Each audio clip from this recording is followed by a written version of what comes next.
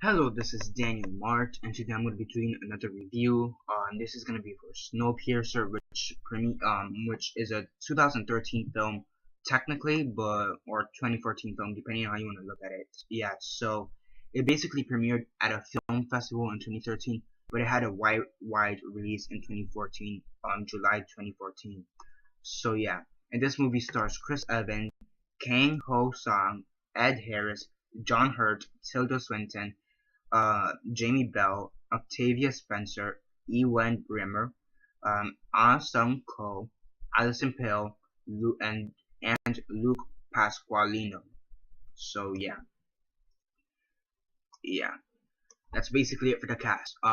So yeah, before I begin on the actual review though, 10-second spoiler warning as usual for those that have yet to actually watch the movie and haven't already. Stop the video, go check it out, and then come back here and watch the rest of this review. 10-second spoiler warning as usual, starting now.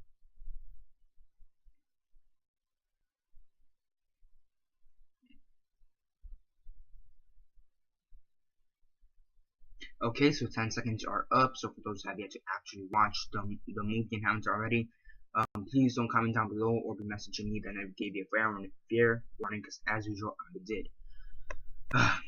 So yeah, basically Snowpiercer. As usual, quick synopsis, likes and dislikes, and then rate. So basically, this is based off the French comic, by the same name, only in French, which I didn't know at first. So yeah, that's interesting. So it's based off a French comic series, called Snowpiercer, which it's translated to Snowpiercer in English. And basically, the plot is that you have this group of people who are mistreated and are considered the poor people in this post-apocalyptic world. Basically, it's a total ice age, and the only um, sanctuary is this train going around the whole world that was built right before the ice age apocalypse. So the train is divided into social classes: the rich and the poor, and prisoners in the middle, and the police as well in the middle, and then the person who built it all the way at the top, and he's considered like a heavenly being, like a god, basically. So the poor people, in this case led by Chris Evans, um, they decide to rebel, and they want to go back to the top. They want to be part of the top, or have better treatment, and stuff. So basically, it's a whole revolution in this one train. There's a lot of fighting. It's all pretty cool. So yeah, it is a very, I guess, in a sense, satirical film, just out of how social class is portrayed. It's portrayed social class is a major plot of the film, and the way it's portrayed is just, I guess, satirical. It's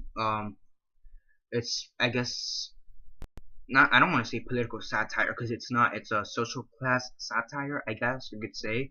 Maybe, I don't know. So yeah, but overall, it's a pretty good film, and it just basically talks a lot about as to how social class is treated in our day and age.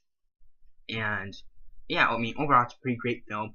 One of the biggest things to take away from this film, aside from the messages, it's just the acting. I mean, everybody here is on their A game.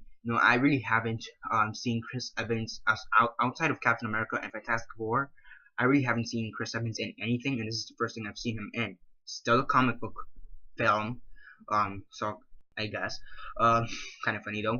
So it's still comic book film, but he still does a pretty good job in the role. He does a pretty good job. He's kind of a tragic hero in a sense. He is a bit of a tragic hero, because by the end of the movie he loses everything. He loses his friends and all that. He's basically the sole survivor of the tail section, because they do eliminate like the whole tail section. And at the end of the movie, the train explodes. Basically, it's derailed and it explodes. One thing I found funny though is that there's this one scene apparently in the Snowpiercer world. If once they cross a certain checkpoint, it's New Year's. It's New Year's. And it's funny because I watched this on like New Year's Eve, so that was kind of funny.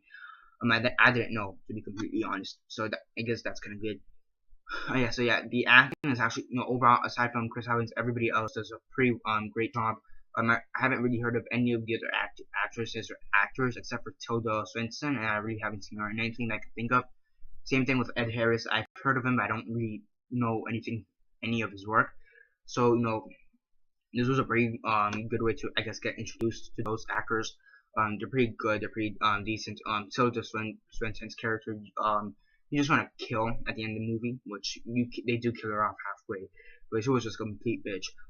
Just think of her similar to Dolores Umbridge from Harry Potter. She's pretty similar to that. She's this egotistic bitch who doesn't really care about anybody but herself. And then when she's put in a situation that's life threatening, she'll do anything to get out of it. And yeah, she's very similar to Dolores Umbridge. Maybe they took inspiration from hers, but either way, it was she's a complete bitch, and I'm really happy she died by the end of the movie, or halfway through the movie. Only if they would have done that with Dolores, that would have been better. So yeah, I mean, the character development is overall pretty great. Everything is great about the film. The action scenes are also very great. You have this one action scene where they're in a tunnel, and everybody in the cops are using night vision goggles, and they're just slaughtering all the poor people up until the point where the poor people get this torch and send it to where the current fight is, and then that's when it becomes kind of even. I think that's one of the best action scenes in the film. You also have the one action scene at the end where you have the Asian guy, which I'm not even gonna try to say his name, the character name. It's like name Nami Yango or something like that, whatever, or Namgo, whatever. And he's basically going against, it's like him, and he's going against like 50 people or something. And it's just funny. I mean, it's a bit unrealistic at times. I will admit there are a few things that are a bit illogical or unrealistic at times, but really, if we just don't think about it, it really doesn't matter. I mean, there are a few things that are maybe a bit too convenient, or a few things that are just don't make sense, very logical when you come to think of it, but it really doesn't matter if you really don't focus on those things and just watch the movie for what it is, which is a social class satire. Yeah, you really do enjoy the movie more than actually thinking, why did this happen? That really doesn't make sense after 18 years in this train. It really doesn't make sense that will still be working and whatnot. Because I did see people who reviewed this. They're just picking it apart in the logic and because of the logic, and I'm like, I mean, maybe yes, I do agree. There are some things that are a bit illogical or just wouldn't make sense after almost 20 years on a train. But for me, I really didn't pay attention to it. So yeah, I mean, and also the writing is incredible. It is really well. And the director, I forget his name, but he's a Korean director, and this is his first English film. And I think he did an incredible job, and I do want to see what he comes up with next. Yeah, hopefully English, because I cannot speak Korean for my life. Yeah, I don't even know Korean, period. I just know that there's two countries with Korea in their name, and one of them has a crazy ass dictator who was about to nuke all of America over a stupid movie. So yeah, that's all I know about Korea. So yeah, yeah. On a scale of 1 to 10, 1 being the worst, 10 being the best, and 6 being decent, I'd give this movie an 8.5 out of 10. It's a pretty great film. It does have a few flaws, but overall it's a great film. And it is very satirical. So yeah, that's basically it for the review. Subscribe if you're not already subscribed. I do movie reviews, TV show reviews, and comic book reviews. So definitely do check those out. Comment down below on your thoughts on the movie. Have you seen it? And if not, why not? And if you have, what your thoughts on it? Comment all that down below. Let me know. Like the video, share on Facebook, Twitter, MySpace, or whatever you guys prefer. And that's basically it for now. This is Daniel Mart signing off.